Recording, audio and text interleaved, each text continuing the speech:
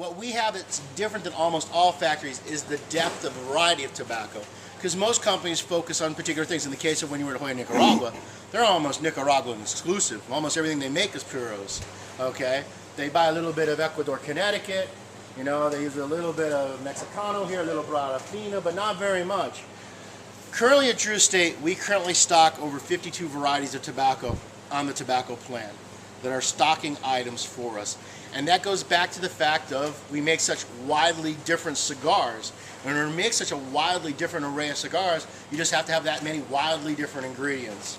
So we buy tobaccos from pretty much every place that sells tobacco, and a lot of places that people have never even heard of tobaccos coming out of. You got tobaccos from Colombia, you got tobaccos from Peru, you got tobaccos coming from the Mid East, you know, that are usually like in the natural brand.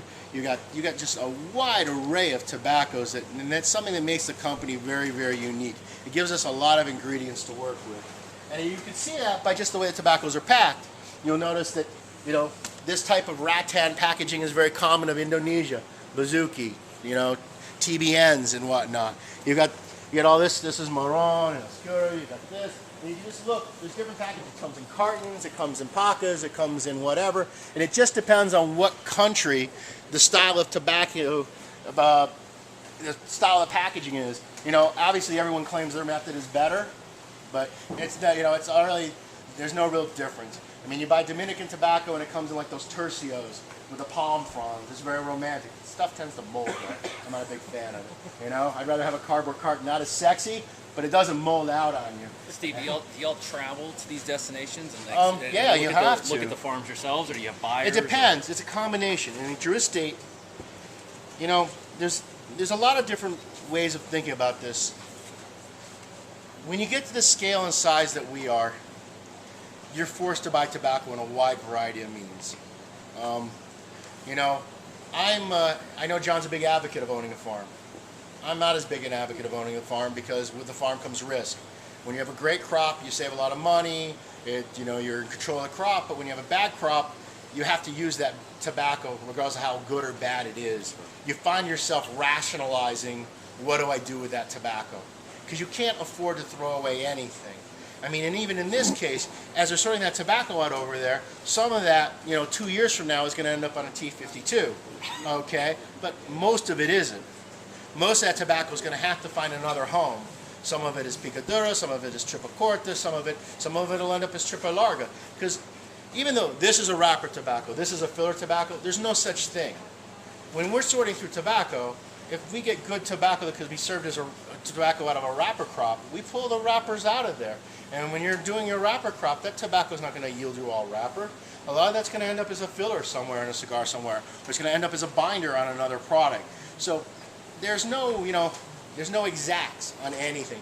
Everything is all by touch and feel and nuance and you trying to figure out how to use it. Come in here, it's just more tobacco. You just got tobacco everywhere. So it doesn't stop at hoarding cigars. I'm sorry? It doesn't stop at collecting and just hoarding cigars. No. Well, actually, I have to tell you, when it comes to tobacco, this is the company. You know, cigars really have very little value because cigars are only valuable as long as you guys are buying them. But as soon as a brand doesn't sell well, cigars that have been tobacco that's already been made into a cigars, it ends up becoming a 1995 bundle somewhere. It loses all of its value once it's in a cigar form. You know what I mean? So if the brand is doing well, the blend is doing well, has value. But when it isn't, oh, it's just another stick that somebody else couldn't sell. Whereas, when it comes to tobacco, if you have high quality materials, you have constantly escalating costs, so you can almost always, if you're buying the right tobacco, you can always cash recover on tobacco. There will always be a buyer.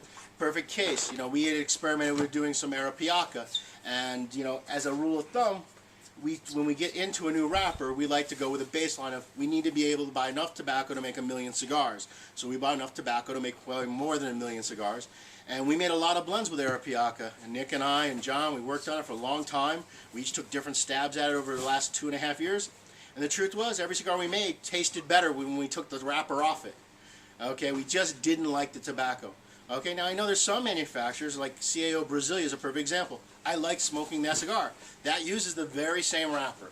Okay? I don't know how they bulk it, how they ferment it, what they do to treat it. I don't know exactly what their blend is, but whatever they're doing, weren't able to achieve. We could never get the same type of satisfying smoking experience out of it. But it was grade 1 Arapiaca. We had no problem taking that container of tobacco, and another cigar factory here in the valley, a big name, bought that tobacco, and it's on cigars that you smoke right now, and it's a very great selling brand. Okay? So maybe that's our fault. You know, we couldn't figure out how to use it the right way. But, you know, everybody has their own idiosyncrasies as to what they're good and bad at, and we just never could wrap our brains around a blend in Arapiaca that worked for us. Still, very good tobacco. Not a good tobacco for us. And there's more tobacco. There's another room back there. It's pretty much the same thing, just more and more bales.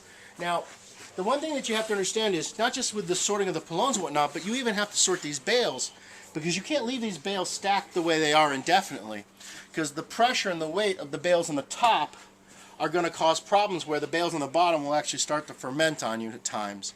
So you actually have to rotate these bales to shift the weight in them every so often.